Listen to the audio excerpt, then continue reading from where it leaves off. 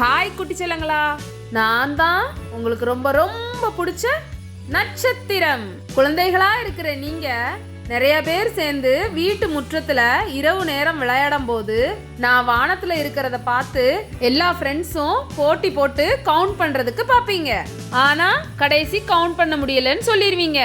நீங்க நினைச்ச மாதிரியே நான் எண்ண முடியாத அளவுக்கு பல லட்சம் கோடி எண்ணிக்கை கொண்ட நட்சத்திரமா இருக்கிறோம். உங்களுக்கு ஒன்று தெரியுமா? நான் சூரியனை விட மிக பெரிய பந்து. சூரியனை விட இரவு நேரங்கள்ல நிறைய வெளிச்சத்தையும் கொடுக்கறவன்.